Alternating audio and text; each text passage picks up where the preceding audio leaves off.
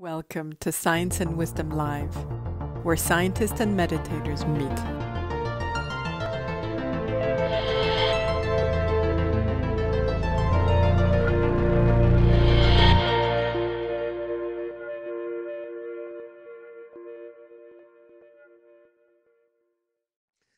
So, Dr. Harding, it's a pleasure having a chance to talk to you today. And I wanted to just start by asking you if you could tell us a little bit about your work as a writer and an academic and how it relates to your interests in Gaia theory and deep ecology and a more spiritual understanding of the climate crisis. Oh, thank you, Scott. A very nice question to answer. Well, the point is we have got a climate crisis. I mean, a planetary crisis. It's not just a climate crisis. It's a biodiversity crisis. It's a humanitarian crisis, you know. And the question is, why has our culture done this to the planet, and why have we done this to ourselves? You know, that was a question I had, especially growing up, being a teenager in the 70s and getting a sense of the destruction really starting to ramp up, you know, when I was about 16, 17. And so I flung myself into the science of ecology because that's what I felt drawn to. But that wasn't enough. There wasn't an answer there. There were just loads of facts, but no answers.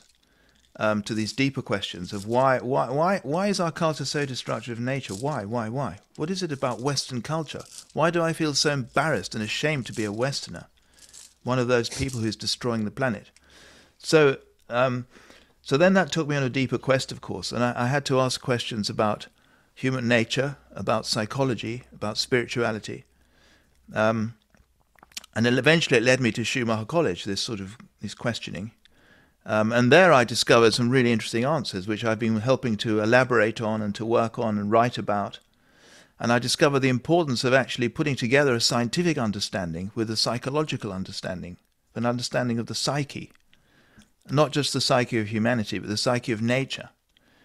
That part of the answer, part of the healing can come when we put the science together with our understanding of psyche, not just within humanity, but within nature as a whole. That's the sort of conclusion I've come to. You know, this is what we can do, and this is what my work is about. So what I'm trying to do with my work.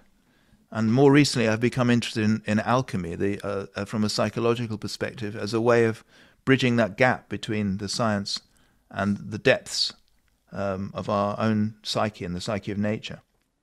Mm. One of the things that you wrote is that we've seen in the scientific worldview that we see the world as a dead machine that we exploit for our own benefit. And I want to ask you, like, first of all, is there really a clear break when the scientific worldview comes up 400 years ago? Like, do you think we as a species had a more holistic, connected sense of the earth, or were we always exploiters and science has just, you know, made us more efficient at exploitation? Well, no, basically we weren't exploiters. I mean, Yeah. we have an exploitative aspect to our nature. Of course we do.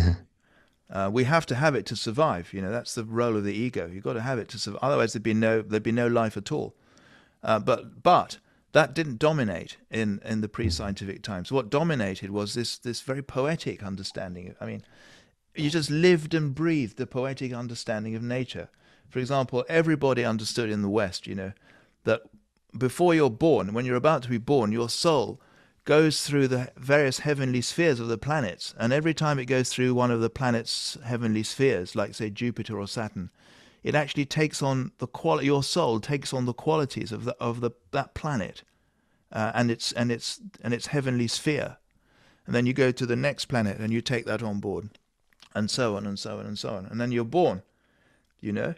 I mean, what a beautiful understanding to have. It's lovely. I mean, you could say it's completely wrong scientifically, but it's not wrong psychologically. It's absolutely spot on from the point of view of psyche. That's exactly how it is for the psyche. We do take on those qualities of the planets. We do, but in a poetic way. And that's what we lost with the scientific revolution. It was a revolution, as Rupert Sheldrake points out. It's a revolution because what was overturned was that poetic worldview. That's what the revolution was against. It rejected that 100%. It said the universe is not poetic at all.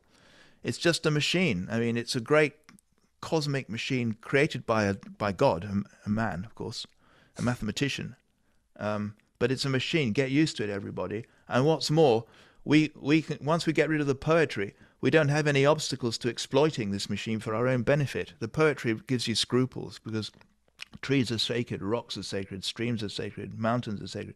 Now nothing is sacred. Only the human being is sacred, and of course God is still there, so that's the sacred. But nature's not sacred. Nature's just a machine.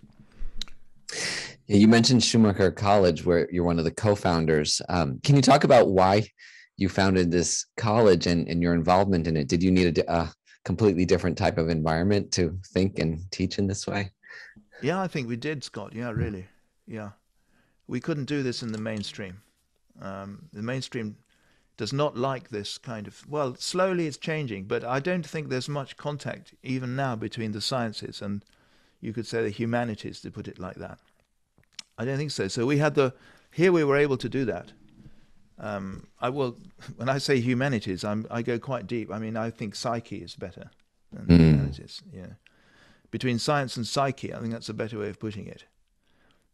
You can't do that at the university. I mean, psyche is hardly acknowledged at all. But here we could do that at Schumacher College. I just happened to come along at the right time. I mean, I'm one of the founders, but the idea wasn't mine. The idea was mostly from my wonderful friend and colleague and Satish Kumar, who, a great Indian sage, I would say, and marvelous. He had this idea of doing it at Dartington, where Rabindranath Tagore, the great Indian sage, before Satish, had deep connections with this place in England called Dartington. So it seemed like the natural place to do this, to do this, to set up a college to do something like this, something like what Schumacher College has been doing. Can you talk about what it's like to be a student there? How is the course and the programs different than an ordinary university? Well, I think because it's very, very clear that when you're here, you're looking for yourself, you could say, your ecological self. That's what you're cultivating. You're cultivating a sense of self that includes the whole of nature and all other human beings as part of your extended self. I mean, Arne Næss would call it an ecological self. In other words, you're trying to become semi-permeable to the world, to let the world in and let yourself out into the world, to develop a relationship between the two souls, your soul and the soul of the world. That's what everyone who's come here is looking for, I think. And so how do we nurture it? Well, I mean, partly on the ashram model or the Tapovana model from Tagore, and the ashram model from Satish, this idea that you have to be in nature, in community. So we're all together in nature. We had a beautiful old medieval building to work in, the old postern, and surrounded by woods and fields on the Dartington Hall estate. So we had that beautiful old English building, and we had the nature. And then we just basically organized it like the first course was on Gaia with James Lovelock. And we did that like an ashram. So you get up in the morning, you have maybe go to meditation if you want for half an hour, maybe led by Satish or somebody else, Then you have breakfast and you help to clear up the breakfast. And then you go to a teaching session until lunchtime. And the theme of the teaching is this whole business of connecting ourselves back into nature, our soul with the soul of nature. That's everything we do is about that. But from an economics point of view, from a scientific point of view, with tremendous rigor. I mean, you could be at Oxford or Cambridge. It's that sort of level. It's very, very, very deep and very, very good. And then we also have lunch, and then we cook supper together. We go on field trips. We do all this sort of thing together. And so, it's an ashram experience. It's a communal experience, an experience of living together in community and learning together and exploring our ecological self together. Sounds a lot like a big family, the way you describe it. It becomes like a family, yes. Yeah. I wanted to go a little deeper on the Gaia theory. You've written about this idea extensively, James Lovelock's idea. Can you talk a little bit more about, what this means, the idea of a soul of the earth, anima mundi? Because you've said there's a rigorous approach to this. So how does that idea express itself through, rigorous scientific approach? It doesn't express itself. No. Well, you could say that it does, but it's in a very numerical form, you know. Uh-huh, uh-huh. But you can still, it's possible still to see the sacred in the numbers. But no, the other side of it is more intuitive Mm. and much more difficult to verify, you know, and it's much more personal. It's deeply personal and very difficult to verify. The only verification is your own experience and to know whether it's how genuine it is or not. And if it isn't genuine, to try to trust it can be genuine, that you really can have genuine experiences of the psyche. You can have genuine experiences that nature really is alive, that not just something you say as to throw out as a line, you know, but something you actually experience. Yeah. Go ahead. Yeah. Well, could you talk a little bit more about this, you know, the sense of connection to nature, inner practice, and making a positive change in the world? I think I realized, you know, when I first heard about Gaia theory, now that I'm kind of more deeply involved in Buddhism and also some ideas like yours, I think I see one of the problems I had with Gaia theory was thinking it was separate, you know, like thinking the earth was alive, but then that I wasn't part of it somehow, like, and how do I relate to it? But the way you talk about it and write about it, you know, we are part of that too, right? We are like some subcomponent of this organism. But can you talk about that realization? You talk about it as intuitive, but what does that feel like? What is that inner practice, that connection to nature, and a sense that you're part of something much bigger that's alive? I think that's it. You feel that you're part of something much bigger that's alive. That's a nice way of putting it. That you've been living inside of, you know, for how many years you've been living, and you hadn't noticed it. You hadn't noticed that, wait a minute, I'm part of this gigantic planetary organism. I hadn't noticed it. Now I notice it. Ah, my goodness. So you see, it's a feeling that all of you, for me, I start to imagine all the great forests growing, you know, the intact Gaia. I get intact Gaia very much, you know, and we know what that was like. It was only about 15,000 years ago, at the end of the last ice age, you know, the beginning of the Holocene. Wow, what an amazing planet with intact rainforests, coral reefs, tundra. I mean, I won't go through all the biomes, but unbelievable biodiversity, you know, and you just feel the wonder of that, and that you belong to that. We've come out of that. So we've come out of that matrix, and you feel this, you experience it. It's an experience. I mean, the ideas help, but the question is, how do you link the ideas to the experience? How do you use the ideas to trigger the Gaia experience? And that's one thing we've been working on at the college, and I've been working on that. That brings us to the practice. You said something about practice, didn't you, Scott?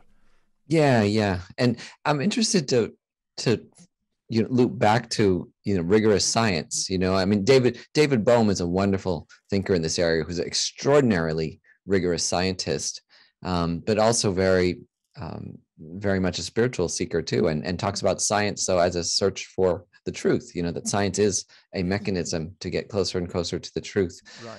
Can you talk a little more about the science side? You know, I think you put this emphasis on the difference between science as explanation and science as understanding, but where we've talked mostly so far about, you know, adding in that spiritual aspect to science, but what do we get from science, and how does we get? Yeah, what do we get from science? God, we get so much. I mean, we know there was probably, well, I was going to say Big Bang. We almost certainly something like that happened.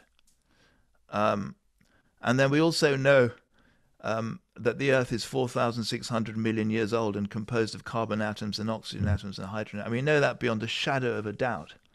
I mean, we don't know what the atoms are in themselves, but we know that they're there. We know all the history of the Earth.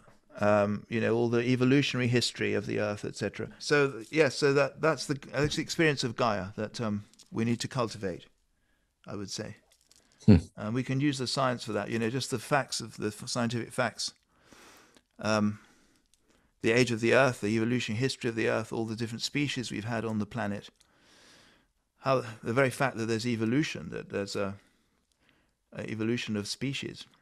You know, from simple forms like bacteria all the way through to us and other multicellular organisms, and Mm. all the story of endosymbiosis, all of that. I mean, it's remarkable, really. It's quite remarkable. And so we get all that from science, and we can link that with our spirituality, because it's just extraordinary that that's happened at all, you know. Mm. You write about how in your 20s that you started to see that your mind worked differently when you were in the mode of scientific inquiry and data collection versus, you know, the contemplative meditative aspects of yourself that you were in touch with. Yeah. That contemplative aspect would just disappear, I think, when you got into data collection. Yeah. Can you talk about that? I think a lot of us have that problem, even just when we start using our phone or look at a screen, that sense of connection and wholeness kind of evaporates. Is there a solution to that? Like, what is? I don't know. I'm the wrong person to ask, because that happens to me all the time. Yeah. So I don't know.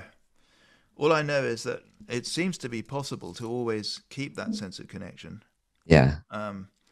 And I think that's probably what we're trying to do with spiritual practices, isn't it? We're trying to stay in that space no matter what happens at all times. It's very, very difficult. Mm-hmm.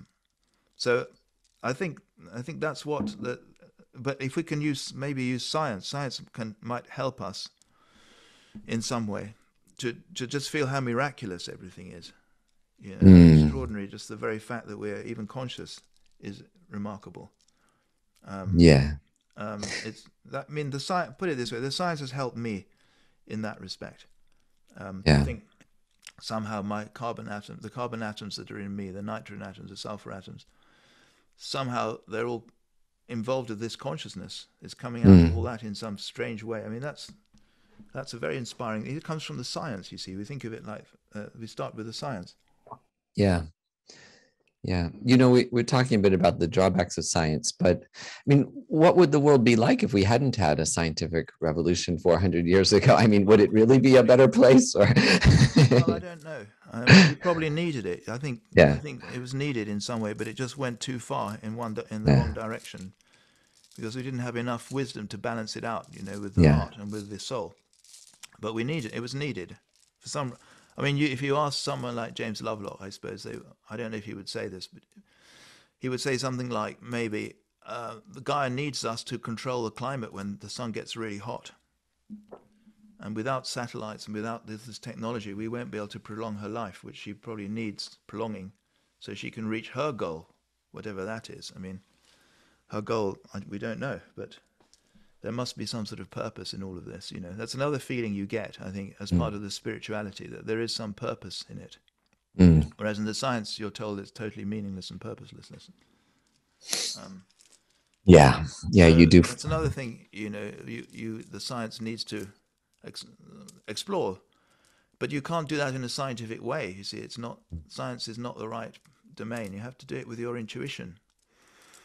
So the science needs to become a bit humbler, and the intuition side needs to take on more of the science and be inspired by it, not resist it so much. I think people on the intuitive side tend to resist science, and the scientists tend to resist the intuitives. Yeah. It's the classic opposites, you know, clashing, and we need to bring them together. Yeah. In a lot of spiritual traditions, you know, certainly in certain aspects of Buddhism and, you know, like Protestant aspects of Christianity and so on, there's more of a focus on the individual practice, you know, individual suffering and liberation, like your personal relationship to God or your personal mental evolution. But a lot of the biggest problems we have today are collective forms of suffering, like social injustice and the environmental crisis. So how do we practice spirituality that goes beyond individual well-being, you know, that helps the whole society, our environment? I don't know. I mean, it's a very difficult question. I think you have to help yourself, though. Unless you yourself are in a good state, you can't help anybody else. Yeah. So you have to start with yourself. But you also have to realize you do it for yourself, but in service to your community. You have to somehow cultivate those two together. And when you do that, then I think you get a greater sense of connection with nature and connection with other people. You manage to do that. But sometimes doesn't seem to be very easy for us. You know, we tend to either throw ourselves into the community work and forget about ourselves and burn out, or we go the other direction. So you need to find a balance. Yeah. Yeah, you know, there's a lot of negativity, anxiety, depression, powerlessness in the face of some of these global crises, especially climate change. You know, the more you learn about it, if you really become an expert, you know, a lot of people can become quite hopeless. And then some people use spirituality. There's a term called spiritual bypass now that's become used, where you use spirituality to just go into this other realm and feel good about things, but perhaps in a bit of a delusional way, where you're just ignoring the outer problems. So, you know, and this is just kind of elaborating on the last question I asked, but, you know, how to avoid that, this kind of just feel good aspect of spirituality and use it to drive towards some action. It's very important to feel good, though. Yes. Yeah. So you need to feel good, but then you need to feel good enough to do something with your life to help the situation. Yeah. I mean, that's the kind of feel good we want. We want the feel good that where you think, okay, what can I do? And you find something you can do. Then that's the right kind of feel good. Otherwise, it's not the right kind of feel good, and it you know, it won't last. I mean, it can't be right. And then you get a sense of service, that you're doing some service for the whole.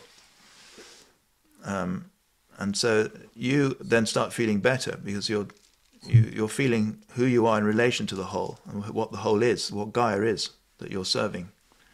And that tends to nourish you even more.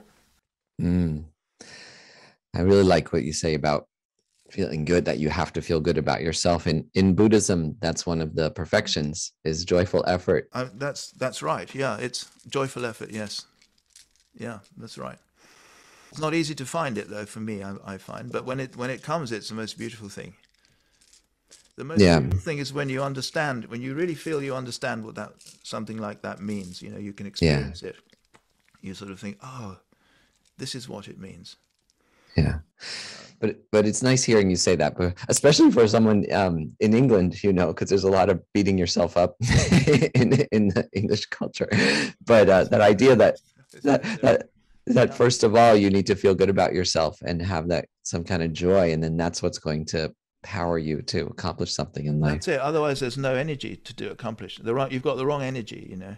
Yeah.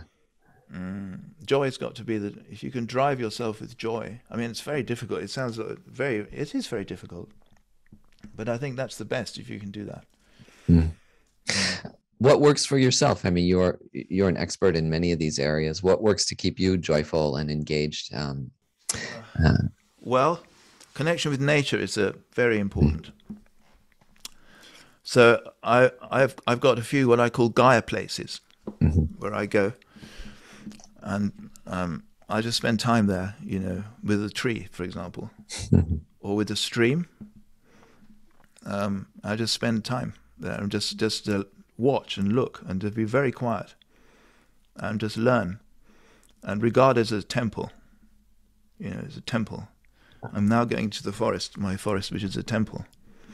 So you have that attitude. You really are going into a temple where you're going to learn wonderful things. Try to have that attitude. It's not always possible. Sometimes you can do it, you know. I spent quite a bit of time in India, where it's much easier to do that. If you go into the certain temples, you can really feel that. So I try to bring that into my place, my Gaia place, and I just spend time there. And I find, you know, I learn something. It's very hard to describe what it is. But it's a sense of how alive nature is, I would say. Yeah. And how sentient and how intelligent the whole ecosystem is. Not just our economy, our human world, but, you know, the mycorrhizal fungi in the soil, which we're now learning so much about, and the trees and the forest, every organism is part of this great intelligence. I mean, it's very trite to say it, very easy to say it, but you sort of realize it, and it's a very earthy kind of thing. It smells of soil, you know. Yeah. It smells of moss, smells of soil, it smells of lumps of rock. It's very physical, very earthy. It's very beautiful, the Gaian thing. And then that's what keeps me going. Then I come back out of that, and I have to face whatever I have to face or do whatever I have to do.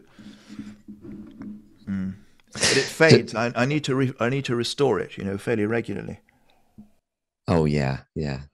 To end the interview, maybe I wanted to come back to human civilization and ask you a little bit about your first impressions of COP26. Is there anything that stood out for you? Anything worth sharing, hopeful or otherwise? Well, I don't know. I suppose it gives you some glimmers of hope. But it's disappointing that world leaders can't face up to the gravity of the situation, because it's just too much of a shock. So I suppose they block off the implications, because otherwise the changes they'd have to make would be so drastic they probably couldn't handle the process. But on the other hand, at least there's a foot in the door, I would say.